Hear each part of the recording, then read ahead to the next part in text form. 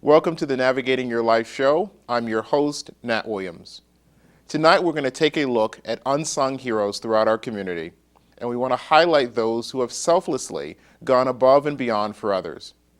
According to dictionary.com, an unsung hero is defined as a person who makes a substantive yet unrecognized contribution. In addition, a person whose bravery is unknown or unacknowledged. Our goal today is to unmask those heroes and acknowledge that their hard work and perseverance did not go unnoticed. Recently, I had the opportunity to visit with Evie, a person from New York who's going to share her inspirational story, and here's what happened. So Evie Blakey, thank you for joining us this evening. Thank you for having me. Good. I was reading the Pocono Record a little while back, and I saw an outstanding article on you, and so I wanted to get to know you because after I read your story, I truly felt that you were one of, at least the Pocono regions, if not the world's, one of the unsung heroes. So I wanted to have you share your story with our viewers. So Evie, why don't you share what your story is with our viewers? Well, I just want to tell you I'm just one, but as far as we know right now, we have over 5,000 surviving hidden children. Wow. Hidden during the Holocaust. When you say hidden children, what do you mean by that? Well, people know that children survived, and they assume that they survived the concentration camp, but very, very few did that, because obviously they were exterminated because they couldn't work, and the rest died of hunger or disease. So the children who were left alive were those who were hidden. And just want to tell you, in Europe, of Jewish children born between 1933 and 1945, between 10 and 11% survived. Wow. That's it. And of those, 98% were hidden. Wow. So how were you hidden? I was hidden on a farm, and the people where we were did not know that I was Jewish. We just told them that Budapest had been bombed, our building had been bombed, and we were looking for a place to live. And we paid for a room in the farmhouse. And who's we? My mother, who actually had been deported, but she had escaped a slave labor camp and came back. So she and I and a boy cousin of mine who was 5 years older, and a friend of hers, excuse me, who had already lost her whole family. So 4 of us went to the country, and we lived in a tiny room. Wow. And we had several close calls. Where people came looking. People came looking. I was 5 years old when they first told me that my name was no longer Evie. My name was Ilushka Tot. My birthday changed. And according to the papers we had, my mother couldn't be my mother because she had to have a boy. So she had to be my aunt. And, all our family relationship changed. And so, you tell a child of 5 that she mustn't give herself away. And it's very difficult, Sure. So little things happen. We were playing in the yard once, and the policeman came by, saw the 2 children who weren't from the village, and said to my cousin, "What's your name?" And he, for a minute, forgot. He just drew a blank. And he knew he couldn't tell his real name. And he started sweating and was terrified. And the policeman shook him and said, "I asked you your name." And I remembered it. And I said, "His name is Janos Schmutzler, leave him alone." And he said, "Well, why doesn't he talk?" And I said, "We come from Budapest." He's shell-shocked. It's funny now, but when you think that at that age you learn to lie so quickly, it's terrifying. But there were lots of incidents like that. I see that I know that you've written a book, and could you just tell us a little bit about that book? Well, actually, I didn't write this book. I wrote my own book. Okay. But Hungarian hidden children got together once. We found each other. We formed an association, which is called the Hungarian Hidden Children. And after being together for many years, we decided, well, we really should write about who we are and what we remember. So we decided to put it in a book form. Okay. But these are not horror stories. These are the kind of things that children remember, the events that affected them, people who were kind to them during that time, or not, or who betrayed them, or what effect it had on it, events that happened. So we decided to put them in a book. Good. Would you mind reading one or one of them to us? Yes, certainly. The ghetto, the Jews were put into the ghetto in Budapest, and they wanted to escape from it because they thought that the Nazis would come and kill them all. So these people tried to make an escape. And he said, my grandmother dressed very warmly, and my grandmother showed everybody her new shoes that looked like combat boots. My mother checked our forged papers, and we all felt very hopeful of being able to escape from the ghetto. We got through the gates of the ghetto and felt comfortable walking towards the streetcar. However, before we got to the station, someone recognized my grandmother and called the Nyilas, that's the arrow cross, the fascists. Our papers were obviously forged, and we were forced into a long column of Jews who had been caught outside the ghetto. As we were standing there, a Hungarian woman shouted that the Jews had better clothing than they had, and demanded that the guards give them the good shoes and warm coats the Jews were wearing. Suddenly, a crowd swooped down on us. A woman was tearing off my grandmother's shoes, another was taking my mother's coat. Like animals, they were attacking and taking all the warm clothes off our backs. I was little. It was my 9th birthday, and hidden somewhere in the middle of the column, I was spared. I just watched terrified, while people around me had their clothes ripped off by the mob. We were then made to walk silently towards Obuda, which was the collection center. My grandmother walking on the pavement without shoes, my mother without a coat. Wow. Wow. This is just a part of Well, it. I think it's so wonderful that you taken the time to collect these stories and to put them together. I think it's so important that if we can read it and see it and hear it, I think it gives us a different dimension. Well, Evie, thank you so much again for sharing your story and joining us today. I really appreciate that. So thank you so very much. Thanks. We're now going to take a short break, and when we come back, we're going to have a conversation with a gentleman who's going to share what his journey has been like in helping members of his community. Please stay with us. Enrich your life at Sacred Heart Villa, situated atop Mount St. Michael on 40-plus scenic acres. Our caring staff includes missionary sisters and on-site licensed nurses 24/7.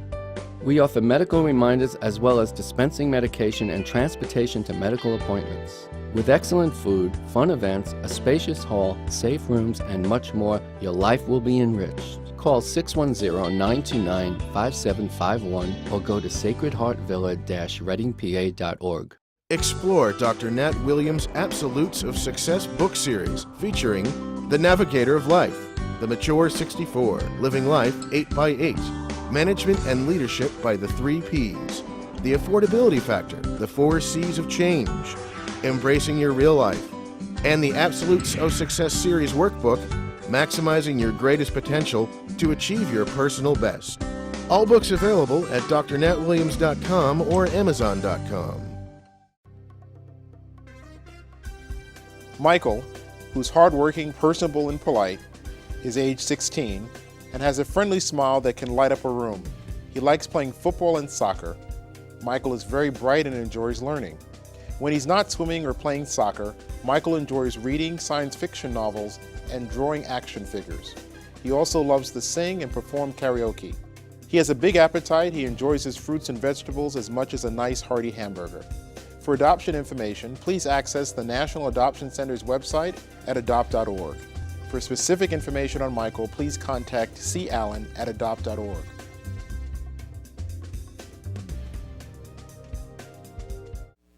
Welcome back to the Navigating Your Life show. I'd like to welcome to the studio today, we have the Sheriff of Monroe County, Mr. Todd Martin, joining us. So welcome, Mr. Martin. Thank you, sir. Sheriff Martin. Appreciate it. Sure. And as we were going about and looking for people to talk with, your name was mentioned several times because people felt in Monroe County that you are one of those unsung heroes that we needed to talk to. So I know that you're involved with the American Cancer Society and the Heart Association as well as the Red Cross. But your full-time job is the sheriff. So why don't you just tell us a little about what that job entails, and then we'll talk about some of your other work. Okay. I've been in the sheriff's office for 28 years. I've been sheriff now for 15 years. I'm also the local fire chief, so I keep myself pretty busy besides doing the different things with the Cancer Society and American Red Cross. I've been a volunteer with the Red Cross now for over 25 years.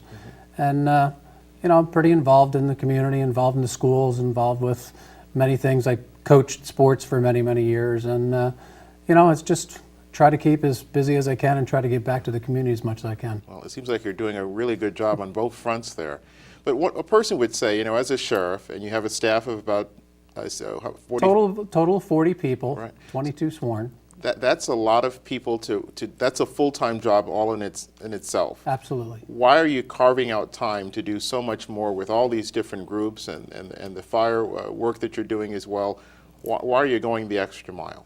I'm a firm believer that it's a part of our life that we need to give back to our community, and it's just a way of me giving a part of myself and my family and also my staff too.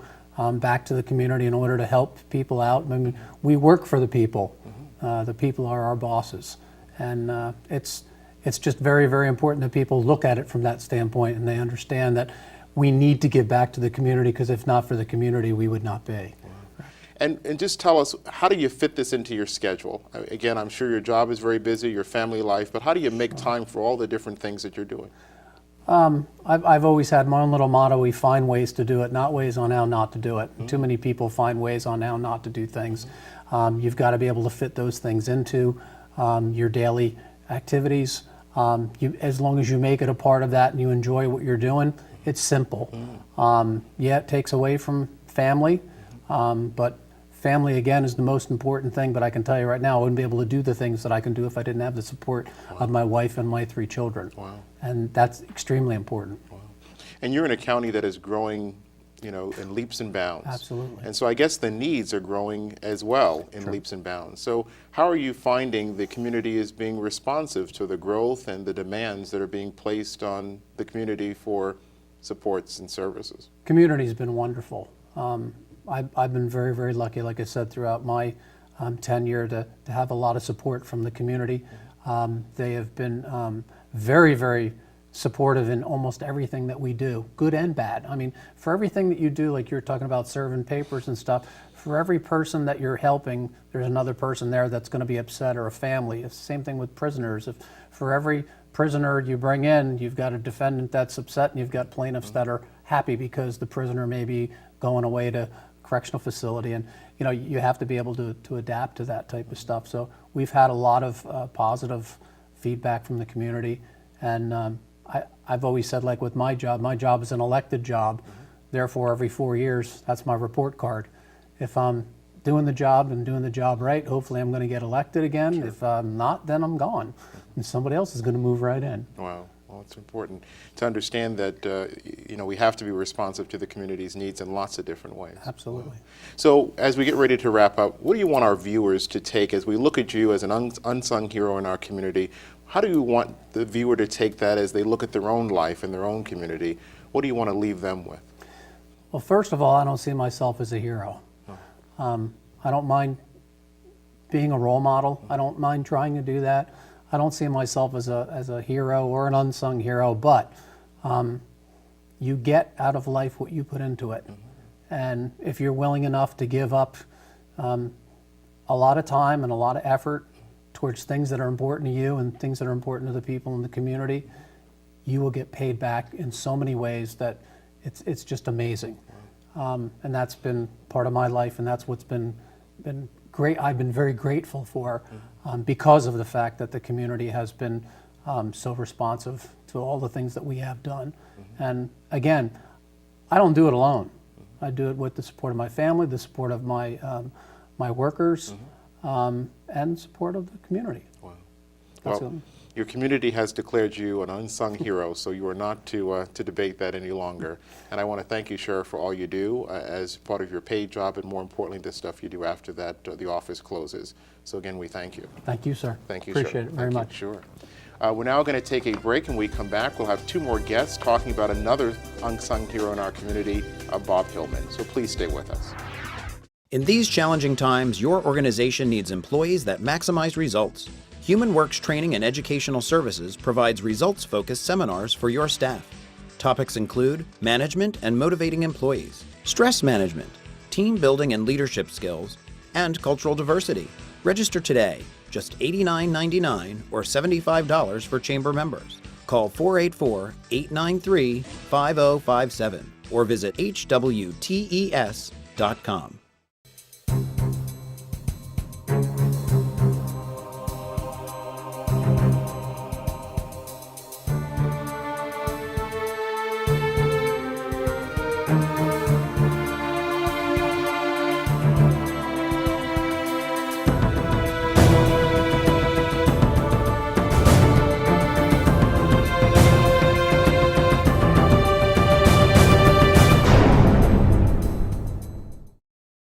It's about changing the world in which we live. It's about playing, living, and working together.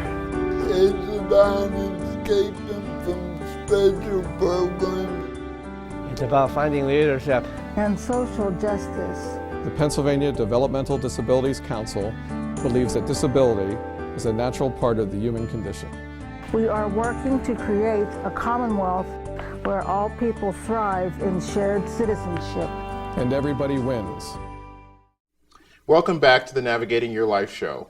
Now joining us in studio is Julie Weber, Hamilton Banks, and Captain William Paris to discuss an unsung hero who's no longer with us, Mr. Bob Hillman. So I want to thank you all for joining us. So Captain, pleasure. Thank you so much. Our pleasure. Thank you, Julie. Thank you for having us. Hamilton, thank you so much for joining us. So I want to share with you how I heard about Bob Hillman. I get the electronic version of the Pocono Record each morning, and so I read a story about his life. First of all, his passing, and then a story that gave more about his life, and then eventually that talked about his memorial service that was held several months after he passed away. And just in reading all of that information and reaching out to a friend of yours, Lois Heckman, who I know was part of putting everything together, it struck me as a person who really had a great impact on his community and stood for a lot of very important stuff. So who any of you want to begin and share a little bit about Bob so that our viewers at home can get an appreciation for who he was as a person? Julie, please. Well, I'll relate a story about how he became a proponent of racial harmony and justice. He moved to the Poconos when he was starting 6th grade. And the first day of class, he went to the East Stroudsburg school, and a student, a white kid, walked up to him and said, "Go home. So Bob, we don't want you here." Wow. So Bob was an African American. Yes, Bob was an African American. They had moved from Baltimore. And he recalled how he kept his father's advice in mind: never get into a fight in school. So he didn't say anything, but very shortly after that, 3 white children walked up to him, and one of them said, he apologized and said, "I'm sorry, we're not all like that." This was in 6th grade. Wow. And Bob mentioned he never forgot that. And so he really always saw the best in people. Even if the deed or the act was hostile, he always responded with respect, consideration, kindness, and wanted to get the dialogue going. And when he moved into the area he moved into, there was a petition by the people in East Stroudsburg. They didn't want him there. And the woman who was very opposed, who led the petition when the house was built, and she eventually called him Sonny. And so this also explains how he just cultivated a sense of dignity and love in everybody. But it started very early in his life. Yes, wow. yes. Good. Hamilton, I know you had a chance to be impacted by Mr. Hillman, so tell us how that happened for you. Well, I had moved up here in '95, and I was looking for after I decided to retire, I decided to try to get involved in the community, which I had spent most of my life in the movement and so forth. But anyway, I saw an ad in the paper announcing that there was a meeting of this coalition, and it seemed to talk about the kinds of things that I was interested in. So I attended the meeting, and I was hooked. To know Bob is to know that once he gets a hand on you, it stays on you. And then you just go along with the program. And he has a way of getting you to do what you should be doing. Wow, that's wonderful. Wow. And Captain, so what was his impact on you and your life? Well, I've heard his name for years, but about 6 years ago when I was promoted to captain, I had a different responsibility and involving the interaction of my department and the community it serves. And I ran into Bob Hillman on a regular basis, and he asked me to help him out with something, and he would get me to help him, and he'd end up actually helping me. In my line of work, there's usually some sort of conflict, and to take the race picture out of it is essential, and Bob was very disarming in that way. He could talk to me as a police officer without me feeling defensive, at the same time talking to an individual that felt wronged or had a complaint and made them feel at ease. That actually progressed into a program where training for my officers, we do now, because of Bob Hillman, invite public into the training. So we're not training the public, we're training our officers, but they get to see, and they interact, they don't just sit and watch, but they get to see what we're teaching our officers. So the sense of transparency, it's an open book, and they get a sense of where we're coming from by the questions we ask or the answers we come up during the training. They participate, and it penetrates that veil. And it's always nice to hear Bob talk about getting stopped by a police officer on a traffic stop, and you never know what's going through your mind. And he never saw it from our point of view, approaching possibly a criminal out of our element when he's still protected by a vehicle. And once he saw that, he had a little bit of an understanding, and he tried to relay that, but also over the years, he says, based on the transparency of our department, he had no problems. When he saw a red and blue light behind him, he says, oh, what did I do now? And listening to all three of you talk, one of the interesting, a trend in all of your conversation thus far is you talk about Bob like he's still here. Yes. Yes. And I think that's so very, so very powerful. Why do you think that is? I think I have an obligation to continue what he started, and it's not even an obligation anymore. It's going to become routine. And the community as a whole, and police officers are part of the community, and that's what Bob wanted, a community that worked together and use the difference as a benefit instead of a point of irritation or confrontation. Wow. He just would get you to be involved in so many other aspects of the community, and he does it and it was so smoothly done. I mean, he was the calm. I mean, he can get you to do anything and never, ever raise his voice. Wow. Wow. Well, again, and I thank you guys so much for coming in and sharing your remembrance of Bob and who he was as a person. And I've seen that. I know there's a series of lectures that happens, I think, on a monthly basis that is still going on in his name. And so I think it's just wonderful. And again, in reading the article, it became very clear to me that Monroe County had a very special person that was lost. But again, I think the challenge is now for all of you that knew him to continue on, and it seems like you guys are all prepared to do that. So and this program was a big help. Well, I certainly hope so. At least I could do. All right. So thank you so much, Captain. Appreciate that. Thank you so much, Julie. Thank you. Thank you so much, Hamilton. We're going to take a break, and when we come back, we'll be able to wrap up today's show. So please stay with us.